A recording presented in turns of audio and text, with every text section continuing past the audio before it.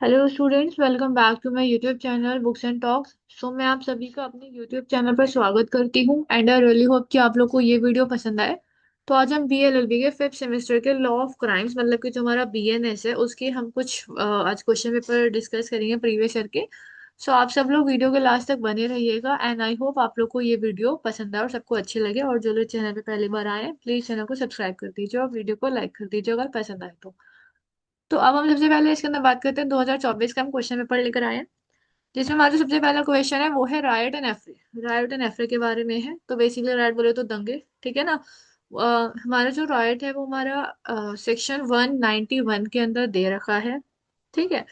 और राइट में बेसिकली होता है जब सब अनलॉफुल असेंबली, मतलब इसके कुछ इसेंशियल है जिसमें से एक है कि अनलॉफुल असेंबली होनी चाहिए, सबका कॉमन ऑब्जेक्ट होना चाहिए, ठीक है। और सबका मोटिव क्या होना चाहिए, वायलेंस करना या फिर फोर्स करना, ठीक है। ये सबका इंटेंशन होना चाहिए दंगों का, ठीक है। इसमें ये हमारा सेक्शन 191 के अंदर दिया हुआ है। इसके अंदर 2 साल की जेल है प्लस फाइन है और या फिर दोनों, ठीक है। ये हो जाएगा आराम से। और हमने अपनी वीडियो के अंदर जो हमने अपने चैनल पे वीडियो डाली हुई है उसके अंदर भी हमने ये चीजें डिस्कस करी हुई है।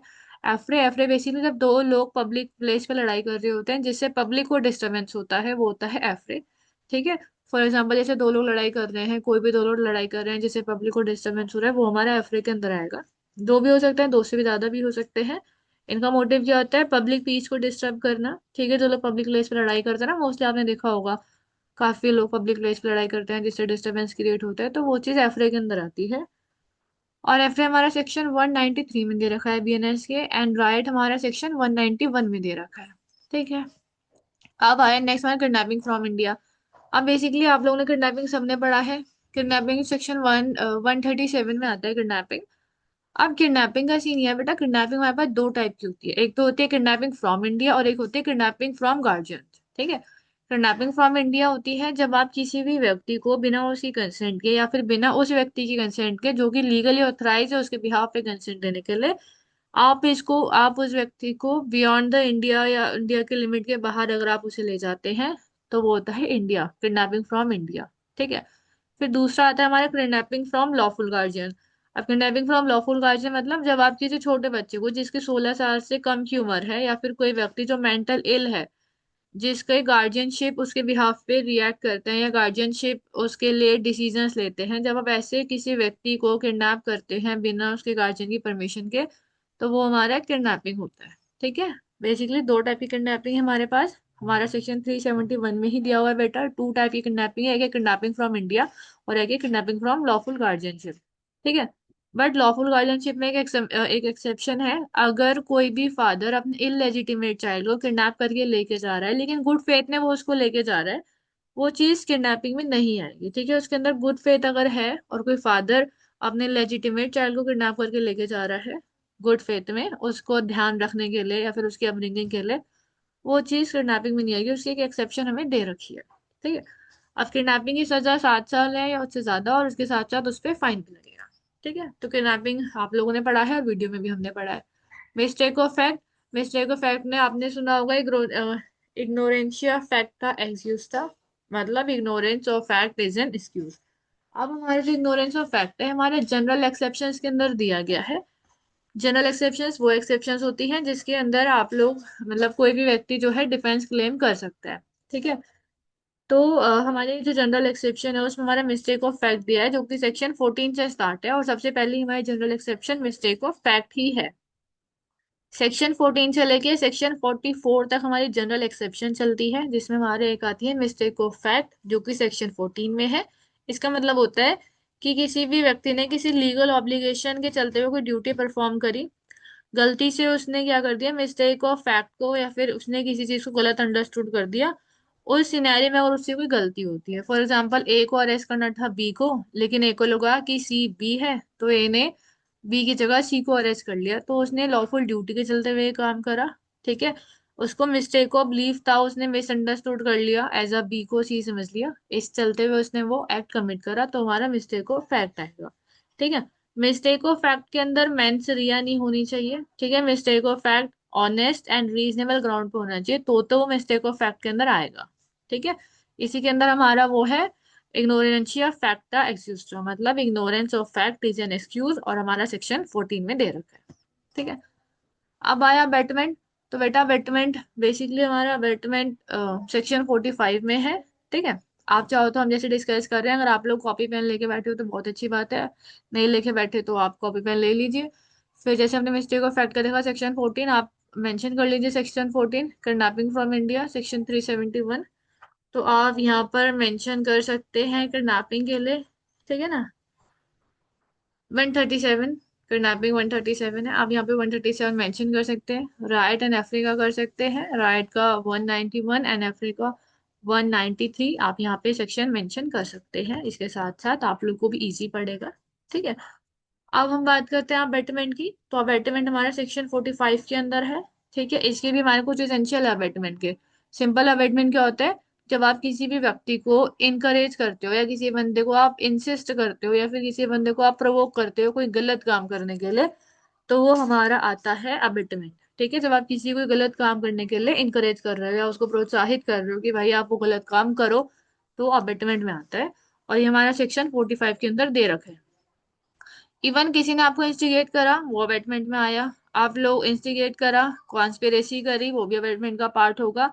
और अगर कोई भी व्यक्ति इंटरनल एड दे रहा है, मतलब कि कोई भी इंटेंशनल एड दे रहा है, लाइक आपने किसी को मारा हो, किसी व्यक्ति ने आपको नाइफ पास कर दिया, और वो भी अबेटमेंट में ही आएगा। बेसिकली इसके अंदर इंटेंशनल एड भी इंक्लूड होगा अबेटमेंट के अंदर।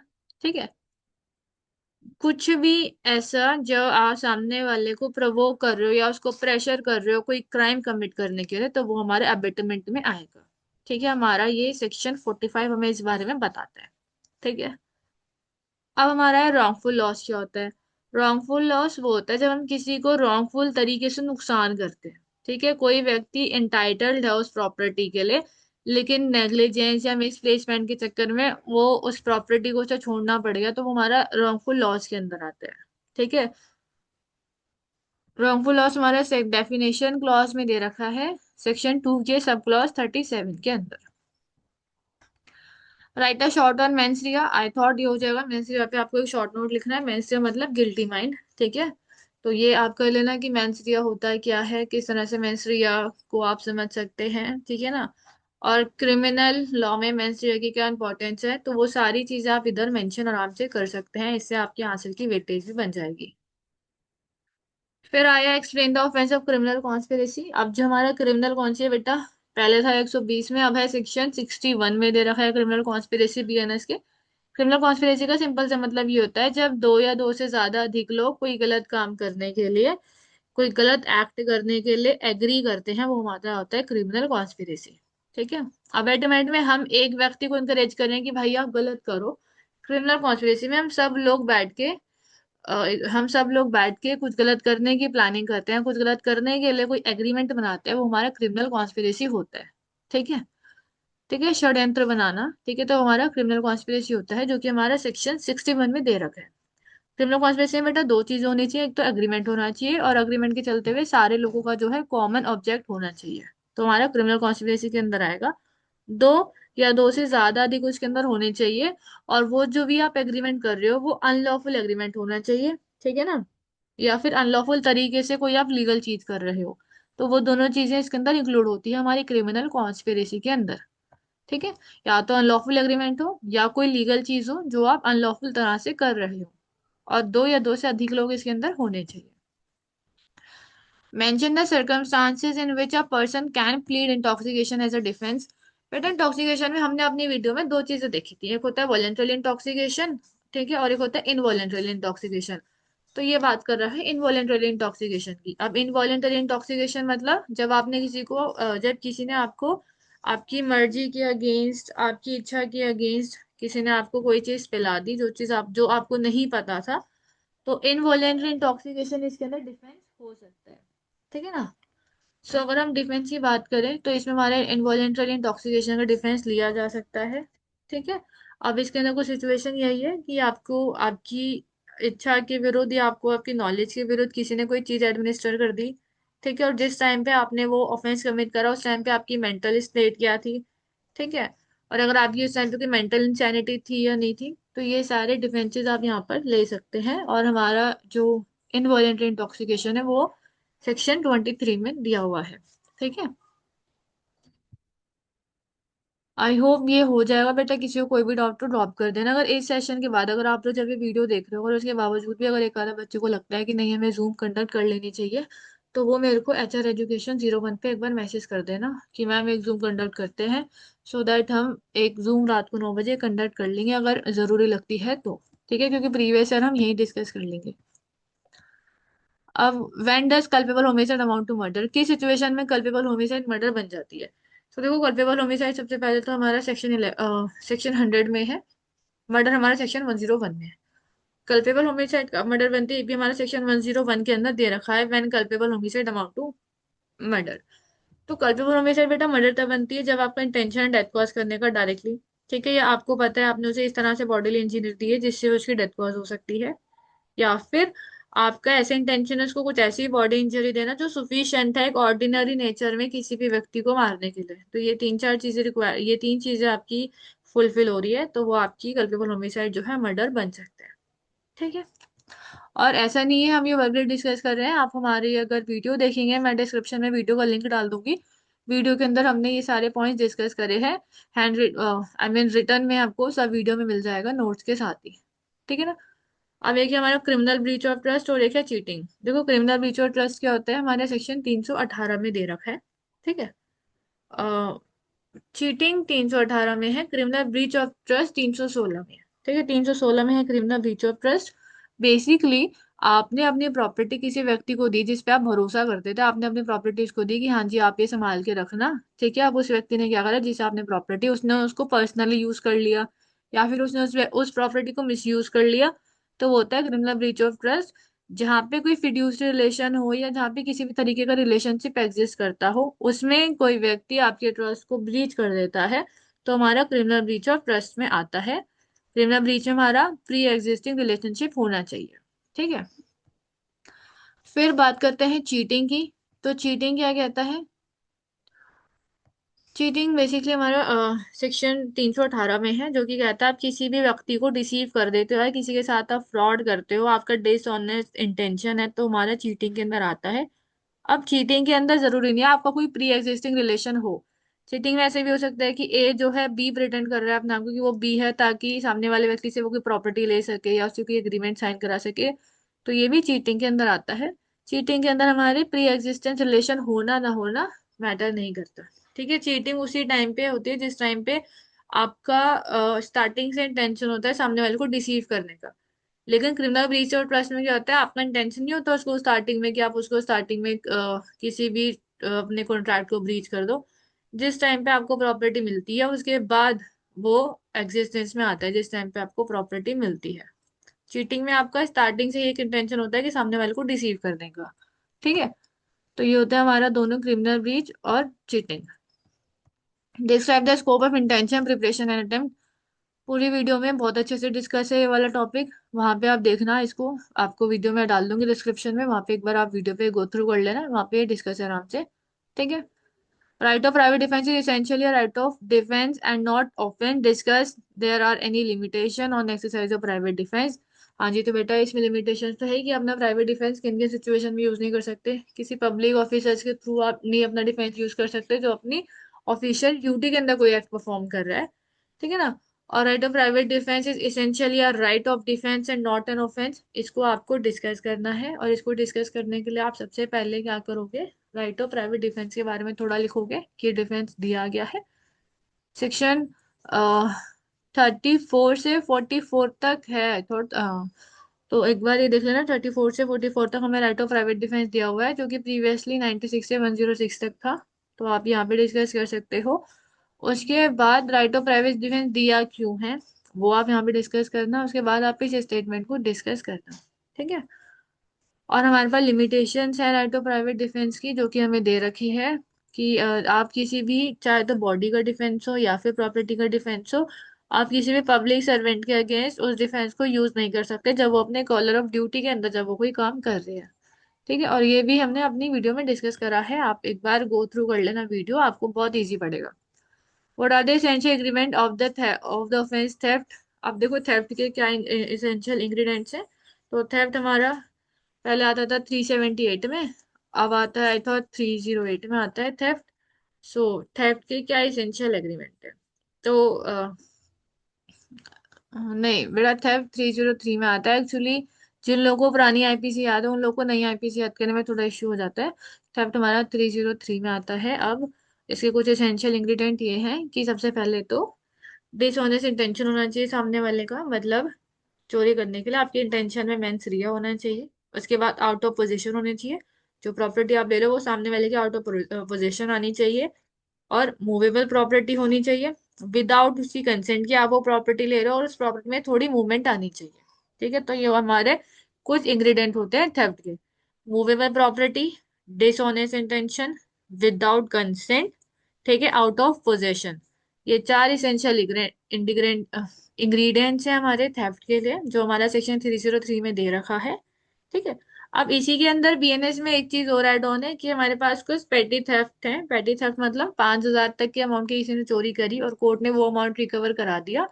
उस केस के अंदर सामने वाले व्यक्ति कम्युनिटी सर्विस की उसको सजा दी जा सकती है। ठीक है, अदरवाइज इसमें 7 साल की सजा है और 3 साल की सजा है, बढ़ सकती है। ठीक है, तो ये होता है हमारा थेफ्ट। ठीक है, इसे आप आराम से एक्सप्लेन कर देना, वरना एक बार लास्ट टाइम वीडियो में जाके आप एक बार देखना, आपको सारी चीजें अवेलेबल होंगी आराम से। तो ये हमारा प्रीवियस ईयर का क्वेश्चन पेपर था 2024 का। आई थॉट वैसे पेपर तो इजी था, वैसे इतना हार्ड तो नहीं था पेपर, बट एक बार आप लोग सेक्शन याद कर लेना, याद हो जाए तो बहुत अच्छी बात है। ठीक है ना। अब हम बात करते हैं नेक्स्ट की। एक सेकेंड, आई डोंट नो कि ये स्क्रीन आप लोगों को दिख रही है, आई होप दिख रही हो। अब हम बात करते हैं ग्रीवियस हर्ट की। तो बेसिकली बेटा ग्रीवियस हर्ट क्या होता है? ग्रीवियस हर्ट वो होता है, एक बार मैं चेक कर लूंगी स्क्रीन दिख रही है या नहीं दिख रही, एक सेकेंड।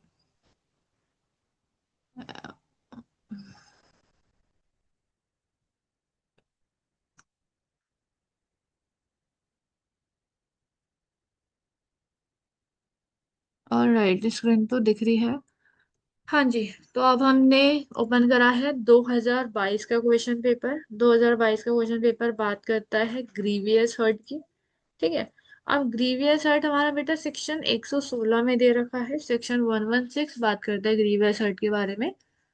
ग्रीवस हर्ट का मतलब होता है किसी को ऐसी आपने बॉडीली इंजरी दे ली, उसके अंदर 7 कैटेगरी में दे रखी है। तो आपने किसी को आ, कहते हैं इमेस्कुलेशन कर दिया, लाइक आपने किसी व्यक्ति को इम्पोर्टेंस कर दिया, किसी भी मेल मेंबर को। ठीक है। या फिर आपने किसी को परमानेंट लॉस कर दिया, या फिर आपने कोई डिस्ट्रक्शन कॉज कर दिया, या फिर आपने सामने वाले को परमानेंट डिसफिगर कर दिया, फ्रैक्चर कर दिया, उसके आंख तोड़ दी।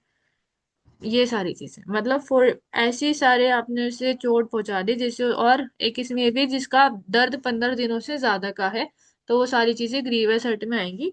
इसकी 7 कैटेगरी दे रखी है, वो आप इसमें मेंशन कर सकते हो ग्रीवस हर्ट के सेक्शन 116 के अंदर। ठीक है।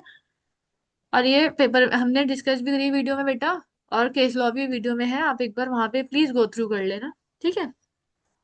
फिर एक बात करते हैं मिसचीफ की। मिसचीफ भी हमने डिस्कस करा हुआ है अपनी वीडियो के अंदर।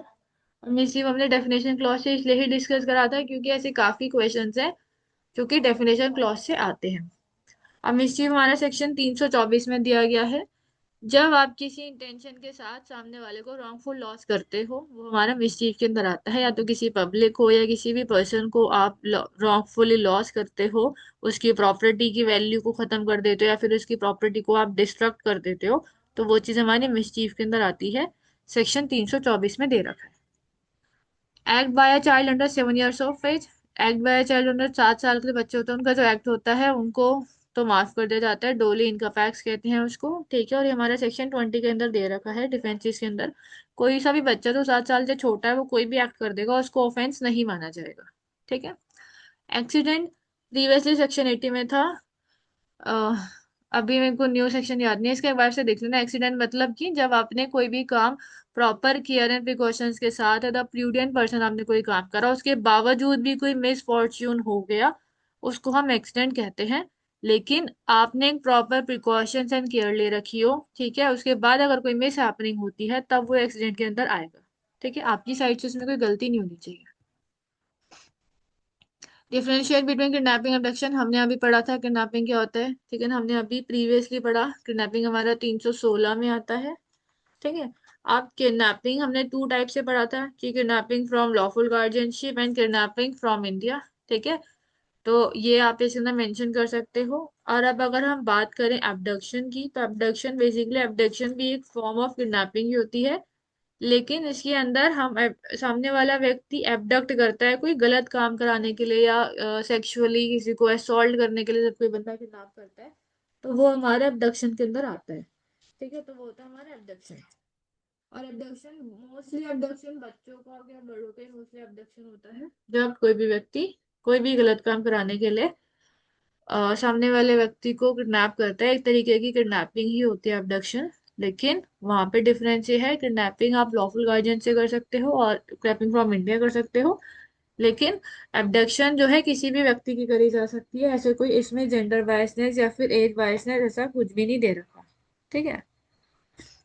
अब एफ्रे एंड रायोट हमने अभी पढ़ा था। एफ्रे एंड रायोट सेक्शन, एफ्रे था 193 में और रायोट था 191 में, ठीक है। फिर ये हमने भी डिस्कस करा, राइट मतलब दंगे कर देना, जब लोग एक अनलॉफुल असेंबली बना के सबका कॉमन इंटेंशन होता है वायलेंस करने का या फिर फोर्स यूज करने का, तो वो हमारा इसमें आता है रायोट में। और एफरे में हमारा वो आता है जब दो या तीन लोग पब्लिक प्लेस पे लड़ाई झगड़ा करने लगते हैं जिससे लोगों को डिस्टरबेंस होता है, तो वो हमारा एफरे के अंदर आता है। जैसे आपने देखा होगा कोई ऑटो वाला लड़ रहा है, कोई मोमोज वाला लड़ रहा है, या कोई भी लड़ रहा है पब्लिक प्लेस पे, चाहे हस्बैंड वाइफ क्यों ना हो, तो उससे जो पब्लिक डिस्टरबेंस होता है वो से हमारा एफआई के अंदर आता है, ठीक है। सेडिशन क्या होता है, देखो सेडिशन पहले था, अब सेडिशन नहीं है, लेकिन अभी भी सेडिशन की जगह एक दूसरा सेक्शन लाया गया है कि अगर आप इंडिया के अगेंस्ट या इंडिया की सॉवरेनिटी के अगेंस्ट अगर आप ऐसी कोई भी बातें बोलते हो या फिर ऐसा कोई भी एक्ट कमिट करते हो, मतलब कोई भी ऐसा गैस्टर बनाना या कुछ भी ऐसा बोलना जिससे इंडिया की सॉवरेनिटी या इंटीग्रिटी को ठेस पहुंचती है, तो उस केस में आप जो है लायबल रहेंगे। उस केस में आपके ऊपर चार्जेस लग सकता है या फिर आपके इम्प्रिजमेंट भी हो सकती है। पहले ये चीज एडिशन में थी कि अगर आप गवर्नमेंट को बहुत ज्यादा क्रिटिसाइज कर रहे हो तब वो पहले सेडिशन में आता था। अब प्रीवियसली मेरे को याद है सेक्शन 124 में था, लेकिन अब सेडिशन नहीं है। लेकिन अब हमारा सेक्शन 152 बात करता है, सेडिशन की नहीं बात करता। वो सिर्फ एक ही बात करता है अगर आप इंडेंजर कर रहे हो sovereignty, unity and integrity of India. अब सेक्शन 152 में आ चुका है, लेकिन सेडिशन की तरह से नहीं है, बट एक दूसरे टाइटल के साथ आया है, जिसका भी कहना यही है अगर आप कोई भी स्पोकन वर्ड्स या कोई भी आप इलेक्ट्रॉनिक कम्युनिकेशन या फिर आप कुछ भी ऐसा तरीका यूज करते हो जिससे इंडिया की नेशनैलिटी या इंटीग्रिटी पे किसी भी तरह का कोई क्वेश्चन पुट अप होता है, ठीक है, तो वो चीज जो है पनिशेबल होगी। लेकिन इसके अंदर ये बोला है कि अगर आप गवर्नमेंट के क्लेम के अगेंस्ट बोल रहे हैं तो उसको इसमें सेडिशन इंक्लूड नहीं करा गया, ठीक है। इसमें बस कुछ कंडीशन हमें दी गई है। सेडिशन पहले था, अब है नहीं, आईपीसी में था सेडिशन लेकिन अब नहीं है। अब है नेक्स्ट हमारा discuss right of private defence of person where it does it extend up to causing of death. अब हमें बात करना है कि right of private defence of person where does it extend up to causing death, कि ऐसे कौन से राइट के अंदर सामने वाला व्यक्ति डेथ कॉज कर सकता है। तो बेटा हमारे पास दो सिचुएशन थी जिसमें डेथ कॉज कर सकते थे, एक तो था प्राइवेट डिफेंस ऑफ बॉडी जहाँ पे आप डेथ कॉज कर सकते थे, और एक था हमारा प्राइवेट डिफेंस ऑफ प्रॉपर्टी जिस केस में आप डेथ कॉज कर सकते थे। तो प्राइवेट डिफेंस ऑफ बॉडी जो आप डेथ कॉज कर सकते थे तो हमारा सेक्शन 38 में आता है, जिसके अंदर हमें सात आठ 7 सिचुएशन दी गई है कि किन 7 सिचुएशन में आप जो है सामने वाले को डेथ कॉज कर सकते हो। बेटा वीडियो एक बार देख लेना, बहुत हेल्पफुल रहेगी आप लोगों के लिए, जिसमें आपको दिया हुआ अगर कोई आपको डेथ कॉज कर रहा हो या कोई आपको ग्रीवेस ऐड कर रहा हो या कोई रेप करने की अटेम्प्ट कर रहा हो या फिर कोई भी अननेचुरल लस्ट हो या कोई किडनैपिंग या अबडक्शन करने की कोशिश कर रहा हो या किसी ने आपको रॉन्गफुल कन्फाइन कर दिया हो या फिर किसी ने आप पे एसिड अटैक करने की कोशिश करी हो या कोई एडमिनिस्टर कर रहा हो एसिड, मतलब किसी ने ढक्कन भी खोल दिया एसिड का, वो भी सफिशियंट है, वहां पे अपना right of rapid defence use कर सकते हो, ठीक है। लेकिन रॉन्गफुल कन्फाइनमेंट में एक सिचुएशन है, रॉन्गफुल कन्फाइनमेंट में आप सामने वाले को डेथ कॉज तब करोगे जब आपके पास सफिशियंट टाइम नहीं था या आपके आसपास कोई अथॉरिटी नहीं थी जहां से आप रिकोर्स कर सको। राइट ऑफ प्राइवेट डिफेंस आप यूज करते हो, कर सकते हो बेटा, आप डेथ कॉज कर सकते हो सामने वाले को, लेकिन इसमें कुछ कंडीशन है।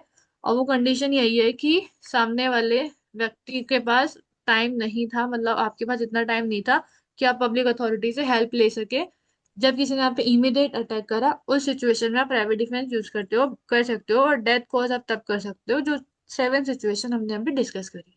ठीक है। ऐसा ही हमारा प्रॉपर्टी का भी सीन है। प्रॉपर्टी में भी आप डेथ कॉज कर सकते हो। ठीक है। जब कोई मिसचिफ कर रहा हो, हाउस ब्रेकिंग बाय नाइट कर रहा हो, या फिर कोई रॉबरी कर रहा हो, तो उन 4 सिचुएशन हमारे पास दी हुई है, उसके अंदर आप जो है डेथ कॉज कर सकते हो प्रॉपर्टी के भी केस में। ठीक है। तो ये दोनों चीजें आप इसमें मेंशन कर सकते हो कि कब आप डेथ कॉज कर सकते हो। 2 सिचुएशन है, प्रॉपर्टी की भी है एंड बॉडी की भी है। What is theft, when does the theft amount to dacoity. Theft क्या होता है बेसिकली, आप लोगों ने, हमने अभी डिस्कस करा था कि थेफ्ट क्या है। सो थेफ्ट बेसिकली जब कोई भी व्यक्ति क्या करता है, जब कोई भी व्यक्ति आपकी पोजीशन से किसी भी चीज को ले जा रहा हो विदाउट आपकी कंसेंट के ले जा रहा हो, कोई मूवेबल प्रॉपर्टी होनी चाहिए। ठीक है। तो वो हमारा थेफ्ट में आता है। ठीक है। और थेफ्ट हमारा सेक्शन 303 में दिया गया है। तो ये हमारे कुछ थेफ्ट के एसेंशियल थे। ठीक है। अब अगर हम बात करें डिक्वाइटी के, तो बेटा जब आप ऐसे क्वेश्चन अटेम्प्ट कर रहे हो कि कब डेकोइटी बनेगी, कब थेफ्ट बनेगी, तो सबसे पहले ना आपको इसके कुछ एसेंशियल पता होने चाहिए। ठीक है। तब आप इसमें बता सकते हो कि हाँ जी थेफ्ट के सिनेरियो में डेकोइटी बनती है। ठीक है। तो डेकोइटी के लिए हमारे पास कुछ कंडीशन होती है, जैसे हमने भी थेफ्ट की पढ़ी, वैसे हमारे पास डेकोइटी का भी होता है। डेकोइटी में हमारे पास 5 या 5 से ज्यादा लोग होने चाहिए। ठीक है। और हमारे पास नंबर ऑफ अंडर 5 होने चाहिए। और डेकोइटी हमारी बेटा एक तरीके की एग्रीवेटेड फॉर्म होती है। ठीक है। जैसे कि थेफ्ट में हम फोर्स यूज नहीं करते, लेकिन डिकॉइटी में आपने सामने वाले के ऊपर फोर्स यूज कर लिया। ठीक है। आपने सामने वाले को थ्रेट कर दिया अपनी कोई भी चीज उससे लेने के लिए, कोई भी चीज चुराने के लिए, तो वो सब हमारा डिकॉइटी के अंदर आता है। मतलब थेफ्ट में तो आप जाके चीज चोरी करके अपना चुपचाप से ले आते हो, लेकिन डिकॉइटी में क्या होता है, अगर आप 4 या 5 लोग मिलके गए, और जहाँ पे आप 4 या 5 लोग मिलके कोई चीज चोरी करने गए, तो पहले ही वो रॉबरी बन जाती है। जब 4 से 5 लोग इस चीज में इंक्लूड हो जाते हैं, वो पहली रॉबरी बन जाती है। ठीक है। अब वही जो रॉबरी होती है, वही एक्सलरेटेड फॉर्म ले लेती है डेकोइटी में। डेकोइटी कब बनती है, जब आपने किसी को एक्सटॉर्ट करा हो कोई चीज लेने के लिए, आपने उसके खिलाफ वायलेंस यूज कर लिया हो, या आपने उसके खिलाफ कोई फोर्स यूज करा हो, या फिर आपने सामने वाले व्यक्ति को कैद कर दिया चीज चुराने के लिए। ठीक है। मतलब आपने उस व्यक्ति को इतना ज्यादा फियर ऑफ इंजरी दे दिया, या उसको आपने इंस्टेंट डेथ का एप्रीहेंशन दे दिया, तो उस केस के अंदर थेफ्ट जो है डेकोइटी बन सकती है। ठीक है। तो ये हमारे कुछ एग्जांपल हैं कि थेफ्ट कब डिक्वालिटी बनती है। तो थेफ्ट डिक्वालिटी बन सकती है जब हमारे रॉबरी की सिचुएशन इसके अंदर फुलफिल हो रही है। ठीक है। अब है discuss in details law relating to constructing liability and also differentiate between common intention and common object. बेटा कॉमन इंटेंशन कॉमन ऑब्जेक्ट दोनों की दोनों चीजें वीडियो में बहुत अच्छे से डिस्कस करी हुई है। एक बार वहां से आप लोग गो थ्रू कर लेना, आप लोगों के लिए भी इजी पड़ेगा। ठीक है।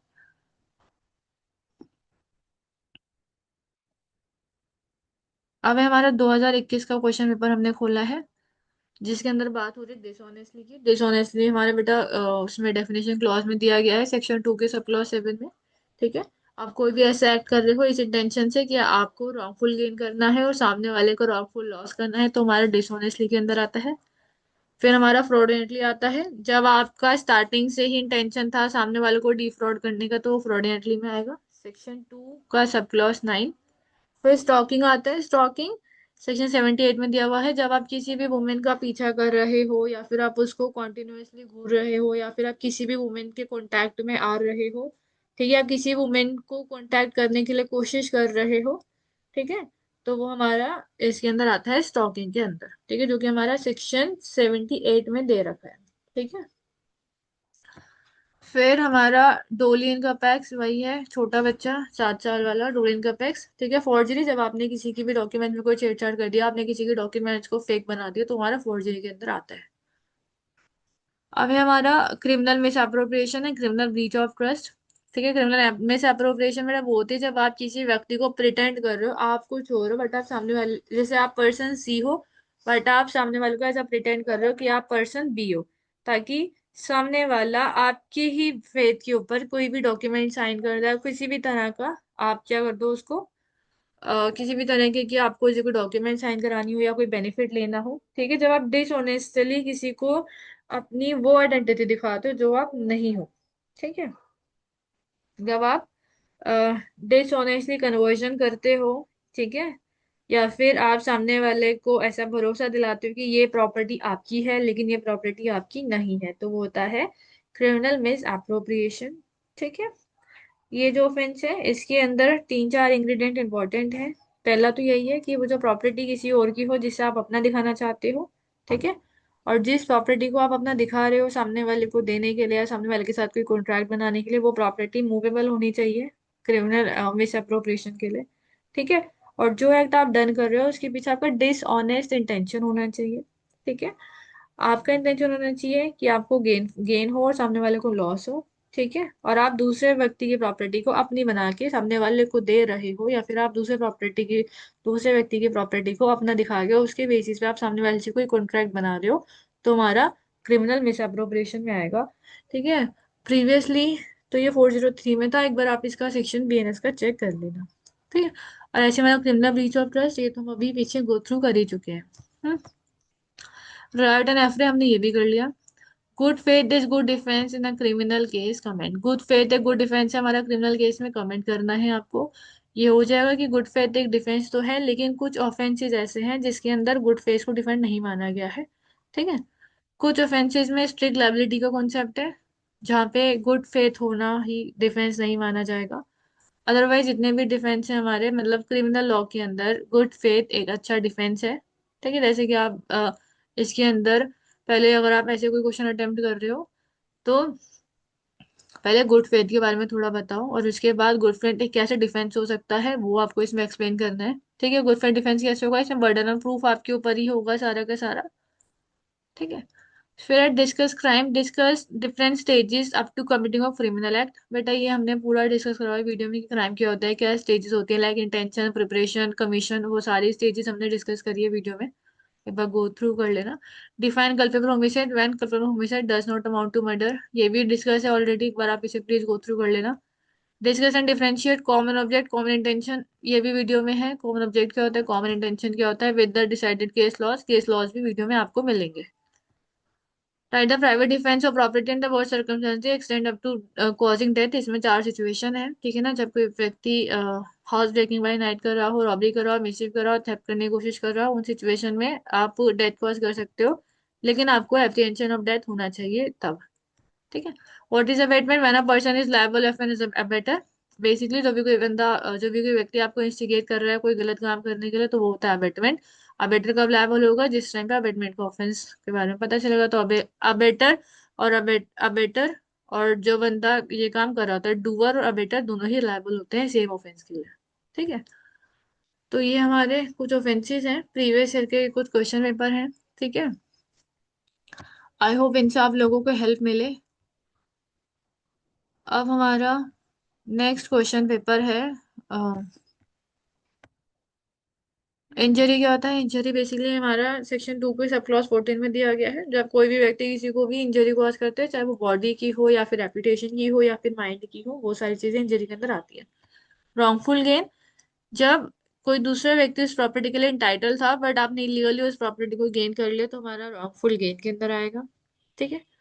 काउंटरफिट, जब आप ये काउंटरफिट जब कोड करती है इस काम को, जब आप करेंसी को गलत तरह से यूज कर रहे हैं। ठीक है। मतलब आप ऐसी चीजें बना रहे हैं, लाइक आप करेंसी से रिलेटेड कोई ऑफेंस कर रहे हो या फिर आप कोई भी ऐसे स्टैम्प बना रहे हो ना, वो हमारा काउंटरफिट के अंदर आता है। ठीक है। जैसे आप नकली नोट आप छाप रहे हो या फिर आप दूसरे के स्टैम्प बना के आप यूज कर रहे हो, तो वो काउंटरफिट के अंदर आता है। वोगेरिज्म ये होता है जब आप किसी के प्राइवेट रूम के अंदर या किसी भी प्राइवेट जगह पे आपने कैमरा लगा दिए उस चीज को रिकॉर्ड करने के लिए, तो हमारा वोगेरिज्म के अंदर आता है। मिसचीफ, जब बेसिकली आपका इंटेंशन है सामने वाले को रॉन्गफुल लॉस करने का। ठीक है। आप सामने वाले की प्रॉपर्टी को डिस्ट्रॉय कर दिया, आपने उसकी वैल्यू को कम कर दिया, वो हमारा मिसचीफ के अंदर आता है। रॉन्गफुल रिस्ट्रेंट, रॉन्गफुल रिस्ट्रेंट जब किसी ने आपका कोई रास्ता रोक दिया रॉन्गफुली तरीके से, जहाँ पे आपका जाने का राइट था, आपका राइट टू वे था, आप वहां पे नहीं जा पाए, तो हमारा ये रॉन्गफुल रिस्ट्रेंट होता है। ठीक है। और रॉन्गफुल कन्फाइनमेंट, जब आपकी चारों दिशाओं से जो है एंट्री बंद कर दी, कहीं पर भी आपको चारों दिशाओं से बंद कर दिया कहीं पर भी, ठीक है, तो वो हमारा रॉन्गफुल कन्फाइनमेंट होता है। ठीक है। तो रॉन्गफुल रिस्ट्रेनमेंट में जहाँ पे आपको जाना होता है या जहाँ पे आपका राइट टू वे होता है, जब कोई सामने वाला उसको स्ट्रक कर देता है, तो हमारा रॉन्गफुल रिस्ट्रेंट में आता है। ठीक है। और रॉन्गफुल स्टेन वाला सेक्शन 126 में है और रॉन्गफुल कन्फाइनमेंट 127 में है। ठीक है। तो बेसिकली ये दोनों सेक्शन में ये डिफरेंस है। रॉन्गफुल स्टेटमेंट में आपकी सिर्फ एक वे को कोई बंदा ऑब्स्ट्रक्ट कर देता है कि आप उस एक डायरेक्शन में नहीं जा सकते। ठीक है। लेकिन अगर ऑब्स्ट्रक्शन गुड फेथ में करी गई है, फॉर एग्जांपल आगे कोई काम चल रहा हो इसलिए ऑब्स्ट्रक्शन करी गई है, तो वो रॉन्गफुल स्टेटमेंट की कंडीशन में नहीं आएगा। ठीक है। रॉन्गफुल कन्फाइनमेंट क्या होता है? जब कोई बंदा आप अपनी इसके अंदर एक वर्ड है सर्कमस्क्राइबिंग लिमिट, मतलब आप अपनी चारों ही दिशा में नहीं जा सकते कहीं भी, किसी ने आपको एक कमरे के अंदर बंद कर दिया, तो वो हो गया रॉन्गफुल कन्फाइनमेंट कि आप अपनी चारों दिशा में कहीं भी नहीं जा सकते। तो वो होता है हमारा रॉन्गफुल कन्फाइनमेंट। ठीक है। रॉन्ग एक क्वेश्चन था शायद, अ, किसी ओपन स्पेस में रॉन्गफुल कन्फाइनमेंट हो सकता है और कोई आपको किसी जंगल में जाके छोड़ा है, तो क्या वो रॉन्गफुल कन्फाइनमेंट माना जाएगा? तो उसमें क्वेश्चन आंसर था यस, वो रॉन्गफुल कन्फाइनमेंट माना जाएगा, क्योंकि वहां पे ओपन स्पेस में कुछ भी नहीं था ना आपके आसपास, आप कहीं जा नहीं पा रहे थे ना, या आप किसी लोकेशन को ढूंढ पा रहे थे, तो वो भी रॉन्गफुल कन्फाइनमेंट में आता है। ठीक है। कन्फाइनमेंट की बात है तो समझ जाओ कि राउंड की बात हो रही है, आपको आपकी लिमिट के बाहर आप नहीं जा सकते, वो होता है रॉन्गफुल कन्फाइनमेंट। जब आप एक रास्ते पे नहीं जा पा रहे तो वो होता है हमारा रॉन्गफुल रिस्ट्रेंट। ठीक है। तो ये दोनों का एक छोटा सा डिफरेंस होता है, रॉन्गफुल कन्फाइनमेंट का और रॉन्गफुल रिस्ट्रेनमेंट का। अगर आप किसी भी व्यक्ति को रॉन्गफुली रिस्ट्रेन करते हैं तो उसमें आपको जो है 1 महीने की सजा मिल सकती है। ठीक है। और अगर आप इसको रॉन्गफुल कन्फाइन कर रहे हो तो उस सिनेरियो के अंदर आपको 1 साल तक की सजा मिल सकती है, प्लस फाइन भी लग सकता है, या फिर दोनों। किडनैपिंग एंड abduction हमने अभी डिस्कस करा था प्रीवियसली। ठीक है। Define crime, discuss stages of crime, ये हमने ऑलरेडी देखा हुआ है। When culpable homicide does amount to murder, ये हमने डिस्कस कर चुके हैं। Explain the right of private defence of body in the word circumstance does it extend up to causing death, तो ये भी हमने डिस्कस कर लिया है। तो अगर एक चीज देखी जाए तो अभी तक आपके 2-3 क्वेश्चन जो इंपॉर्टेंट निकल रहे हैं, जो रिपीट हो रहे हैं बार बार, एक तो यही है define crime and discuss stages of crime, first unit का क्वेश्चन आप लोग का ये बहुत बार आ रहा है। ठीक है। रॉन्गफुल रिस्ट्रेंट, रॉन्गफुल कन्फाइनमेंट, ये भी बहुत बार आ रहा है। कहीं नोट डाउन कर लो, इनको एक बार गो थ्रू कर लेना। किडनैपिंग एंड abduction, इसको भी नोट डाउन कर लो। When culpable homicide amount to murder, ये भी बहुत बार आ चुका है, या फिर when culpable homicide not amount to murder, ये भी आ चुका है। इन दोनों को नोट डाउन कर लो। उसके साथ साथ राइट ऑफ प्राइवेट डिफेंस में आप कब डेथ कॉज कर सकते हो, ये क्वेश्चन भी बहुत बार आ चुका है, इसको भी आप एक बार नोट डाउन कर लो, क्या पता है क्वेश्चन आपकी टर्न में भी आ जाए। ठीक है। अब हम एक लास्ट क्वेश्चन पेपर डिस्कस करेंगे 2018 का। Define theft with related provision, हमने अभी थेफ्ट पढ़ा था, वो आप यहाँ पे डिफाइन कर सकते हो, सेक्शन 303। ठीक है। Differentiate between preparation and attempt, ये आपको डिस्कस करना है, और ये हम ऑलरेडी बेटा वीडियो में भी डिस्कस कर चुके हैं, एक बार वहां पे गो थ्रू कर लेना। A police officer without warrant apprehends Jets who commit murder. Is A guilty of offense of wrongful confinement? Give reason to your answer. एक पुलिस ऑफिसर जिसने बिना वारंट के एप्रीहेंड कर लिया जेड को, जिसने कमिट करा था मर्डर, तो क्या ए गिल्टी होगा ऑफेंस ऑफ रॉन्गफुल कन्फाइनमेंट का? तो ए ऑफेंस ऑफ रॉन्गफुल कन्फाइनमेंट का गिल्टी नहीं होगा। ठीक है ना। अब इसके रीजन आपको देने हैं, क्योंकि ये तो पुलिस ऑफिसर था, ठीक है, वो अपनी ड्यूटी के अंदर काम कर रहा था। ठीक है। अब उसके बाद हमारा नेक्स्ट है differentiate between cheating and criminal misappropriation of property, ये हम अभी डिस्कस कर चुके हैं। व्हाट इज मेंथरी, ये भी आप लोग को पता है, guilty mind. Distinguish between intention and motive, indicate importance of motive in law of crimes, हमने जो फर्स्ट टाइम की वीडियो फर्स्ट यूनिट की वीडियो डाली हुई है, मतलब जो ऑल इन वन है, आप उसमें देख सकते हो, या फिर स्टेजेस ऑफ क्राइम की हमने एक वीडियो पहले डाली हुई है चैनल पे, आप उसमें भी देख सकते हो, इसमें भी मोटिव इंटेंशन सब कुछ आराम से कवर करा हुआ है। मैं दोनों वीडियो के लिंक आपको डिस्क्रिप्शन में डाल दूंगी, एक बार वहां पे गो थ्रू कर लेना। ठीक है। Define deformation and discuss it essential element, deformation अब तो आता ही नहीं। ठीक है। Who is an abettor, explain in detail when does he become liable for the offence committed और इवन नॉट कमिटेड। अबेटर हमने अभी पढ़ा, जो अबेट कर रहा है सामने को अबेटर होगा। ठीक है। Mistake of fact is a good defence but mistake of law is not. Discuss, अब मिस्टेक ऑफ फैक्ट हमने अभी देखा सेक्शन 14 के अंदर, और मिस्टेक ऑफ लॉ 17 के अंदर आता है। ठीक है।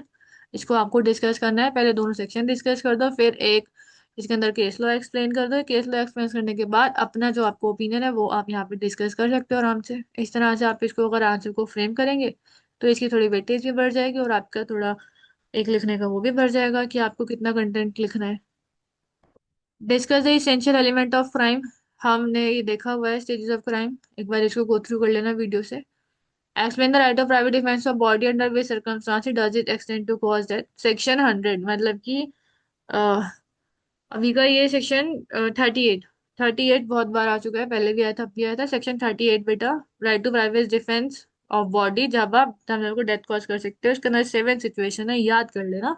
डेथ कॉज करना, grievous hurt, rape, unnatural lust, kidnap करना, अबडक्ट करना, रॉन्गफुल कन्फाइन कर देना, या फिर एसिड थ्रो करना या एडमिनिस्टर करना। ये 7 कंडीशन है जिसके अंदर आप सामने वाले को डेथ कॉज कर सकते हो, जिसमें आप असीलेंट को डेथ कॉज कर सकते हो। ठीक है, इनको याद रखना 7 सिचुएशन को। Carpelo Method and Measure, Section 100 and Section 101. ठीक है। A knows Z to behind the bush. B does not know it. A intending to cause or knows it to be likely to cause Z that induces B to fire at bush. B fires and kills Z. What offense A has committed?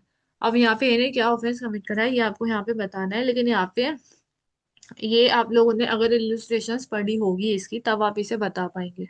ठीक है, ये जो question है। ठीक है। अब basically इस question के लिए आपको एक बार इलस्ट्रेशन पढ़नी पड़ेगी कि कौन सी इलस्ट्रेशन के अंदर ये क्वेश्चन दे रखा है। ठीक है, बट ये मर्डर तो नहीं होगा। ठीक है, तो मर्डर तो डेफिनेटली नहीं है। A know Z to be behind the bush. A को पता था Z to behind the bush. B does not know it. A intending to cause और knowing it to be likely cause Z death induce B to fire at bush. B fires and kills Z. What offence has A committed? तो पहली बात तो defence में भी जा सकता है हमारा नेसेसिटी के, तो एक बार आप इसको देख लेना है कौन सी एक्सप्लेनेशन के अंदर दे रखा है, क्योंकि बहुत सारे एक्सप्लेनेशन हैं ऐसी। एक बार आप इसे गो थ्रू कर लेना। वैसे 2018 का क्वेश्चन पेपर है। ठीक है। Define common intention common object in section 34 and 49। ये आईपीसी के हमारा कॉमन इंटेंशन कॉमन ऑब्जेक्ट का क्वेश्चन दे रखा है, और कॉमन इंटेंशन कॉमन ऑब्जेक्ट ये भी बहुत बार आता है। ठीक है, कम से कम दूसरी बार शायद हमने इसे देखा होगा। तो बेटा कुछ क्वेश्चंस हैं जो आप गो थ्रू कर लेना। वैसे इलस्ट्रेशन से क्वेश्चन आते तो नहीं है, 2018 में ही एक आया था, उसके बाद तो अभी तक हमने किसी पेपर में इसको देखा नहीं इलस्ट्रेशन बेस्ड क्वेश्चन। कुछ क्वेश्चन रिपीट हो रहे हैं। मर्डर वाला हो गया, आपका प्राइवेट डिफेंस का हो गया कि इस केस में आप डेथ कॉज कर सकते हो। ठीक है। उसके साथ साथ wrongful restraint, wrongful confinement, abduction and kidnapping हो गया। तो ये कुछ क्वेश्चन है बेटा जो बार बार रिपीट हो रहे हैं। थेफ्ट का क्वेश्चन बार बार रिपीट हो रहा है, तो इन सारे क्वेश्चंस को एक बार आप अच्छे से गो थ्रू कर लेना। इस वीडियो के बाद भी अगर किसी को इतना भी डाउट है, किसी को कोई भी डाउट है, कोई चाहता है कि एक बार 9 बजे जूम सेशन रखा जाए, ऐसा कुछ किसी का भी रिकमेंडेशन हो, आप मुझे एक बार मेरे HR Education 01 पे मैसेज कर देना। क्योंकि अगर जूम सेशन होगा तो बेटा लिंक उधर ही सर्कुलेट होगा, चैनल पे नहीं सर्कुलेट होगा। तो आप मुझे वहां पे मैसेज कर देना अगर ऐसे कोई चाहता है तो। ठीक है। आज की वीडियो के लिए बस इतना ही, हमने 5 क्वेश्चन पेपर डिस्कस करने थे। आई होप ये पांचों आपको समझ आए हो, और अगर कोई भी मिस्टेक हुई लाइक पुरानी आईपीसी के चक्कर में तो उसको आई एम रियली सॉरी। ठीक है। सो बाकी बस इतना ही था। एंड चलो, फर्स्ट टाइम आए चैनल को सब्सक्राइब कर दीजिए, वीडियो पसंद आई तो वीडियो को लाइक कर दीजिए। Thank you so much students for watching this video. और अगर आप चाहते हो 9 बजे वाला जूम सेशन, तो एक बार मेरे को इंस्टाग्राम HR Education 01 पर मैसेज ड्रॉप कर देना। ठीक है। ओके।